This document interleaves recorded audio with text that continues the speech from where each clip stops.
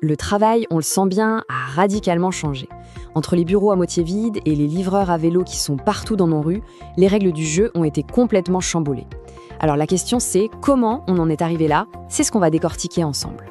Ça, c'est une scène qui parle à beaucoup de monde, non? C'est un des grands paradoxes de notre nouvelle vie au bureau. On est content de se voir, de retrouver le contact humain. Mais on reste scotché à nos écrans, même quand on est assis juste à côté. C'est le symbole parfait des contradictions d'aujourd'hui. Du coup, la grande question, elle est là. Comment est-ce que notre travail a pu devenir ce mélange si étrange d'autonomie et de contrôle, de connexion et d'isolement en même temps? Pour le comprendre, il faut faire un petit bond en arrière. Allez, on va se plonger dans ce qui a été, pendant des décennies, la norme quasi absolue, le monde du salariat stable. Ce que certains appellent un peu l'âge d'or du contrat de travail. Ok, donc après la Seconde Guerre mondiale, le modèle dominant, il était hyper clair. Le contrat à durée indéterminée, le fameux CDI, à temps plein. C'était ça la norme d'emploi. Et ce n'était pas juste un salaire, c'était la promesse de la stabilité, d'une bonne protection sociale et surtout de pouvoir se projeter dans l'avenir. Et à la base de ce système, il y avait une philosophie bien précise, le taylorisme. L'idée, c'était simple, organiser le travail de la manière la plus scientifique possible. On décomposait tout en tâches ultra simples, répétitives, avec une hiérarchie très claire. D'un côté, ceux qui pensent, de l'autre, ceux qui exécutent. L'objectif unique, c'était la productivité maximale. Et cette image, elle résume parfaitement cette période. Le travail à la chaîne, standardisé, où chaque personne est un maillon de la chaîne, essentiel mais aussi interchangeable. Bref, un monde du travail super prévisible, très structuré, très hiérarchisé. Sauf que voilà, ce modèle qui paraissait indestructible, il a commencé à sérieusement se fissurer. C'est à partir des années 80 que les choses ont vraiment commencé à changer. On entre dans l'ère où la norme commence à s'effriter. Cette fameuse promesse d'un job à vie, de faire toute sa carrière dans la même boîte, elle a commencé à s'évaporer. De nouvelles formes de travail, plus flexibles mais aussi beaucoup plus précaires, ont commencé à apparaître et à grignoter le modèle du CDI. C'est un vrai changement de fond qui prépare le terrain pour les chiffres qu'on va voir juste après. Alors là, ce graphique, il est super parlant. Il nous montre l'évolution sur 40 ans. Regardez bien, la part des indépendants, elle baisse un peu. Mais ce qui est vraiment frappant, ce sont ces deux autres courbes qui grimpent en flèche, celle des CDD et celle de l'intérim. Voilà, les chiffres parlent d'eux-mêmes. Entre 1982 et 2022, la part des CDD a plus que doublé. Et celle de l'intérim a été multipliée par 5. Ça veut dire quoi concrètement? Une montée en puissance de la précarité, avec une frontière entre l'emploi et le chômage qui devient de plus en plus floue.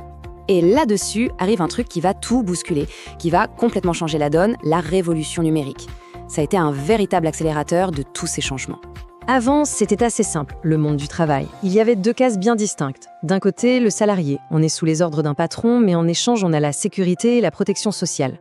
De l'autre, l'indépendant. On est son propre patron avec l'autonomie et la flexibilité qui vont avec. C'était plutôt clair. Sauf que cette frontière bien nette, aujourd'hui, elle est devenue super floue. Et c'est exactement ce que nous dit la sociologue Sophie Bernard. Elle explique que le statut de micro-entrepreneur est parfois utilisé par des entreprises comme une façon d'avoir des travailleurs sous la main sans les embaucher. C'est ce qu'on appelle le salariat déguisé. Et ce flou, il est au cœur même de ce qu'on appelle l'économie des plateformes. Pensez à Uber, à Deliveroo. Ces entreprises, elles disent quoi? Nous, on n'est pas des employeurs, on est juste des intermédiaires. Le travailleur est donc soi-disant indépendant, mais en réalité, il dépend totalement d'un algorithme pour recevoir ses missions et être payé. L'indépendance, elle est donc toute relative. Ok, on a parlé des statuts, de l'économie, mais concrètement, pour les gens, ça change quoi au quotidien? Quel est l'impact humain de toutes ces transformations? On va voir maintenant le vécu des travailleurs. Alors, il y a du bon quand même. Ce qui ressort des enquêtes, c'est que les gens sont massivement satisfaits de leur autonomie au travail et surtout des relations sociales. Près de 9 personnes sur 10 se disent contentes de l'ambiance dans leur équipe et des rapports avec les collègues. Le lien social, ça reste une valeur absolument fondamentale. Mais, et c'est là qu'on touche au paradoxe, quand on interroge sur les inconvénients du télétravail, qu'est-ce qui ressort en premier? Le manque de contact humain et l'isolement. On voit bien cette tension. On gagne en flexibilité, en autonomie, mais on risque de perdre ce lien social qui nous est si cher. Si on prend un peu de hauteur, on observe un autre phénomène majeur, la polarisation de l'emploi.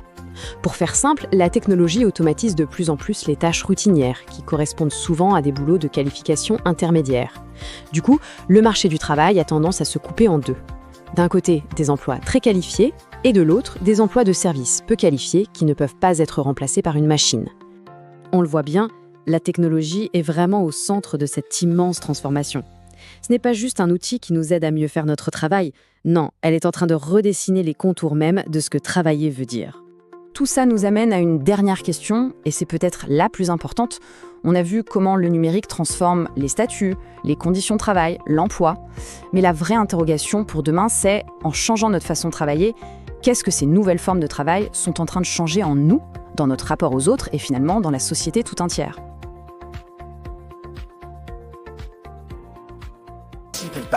Vous avez aimé le contenu de cette vidéo? Vous êtes nouveau sur cette page? Ici, on apprend en kiffant, pas vrai?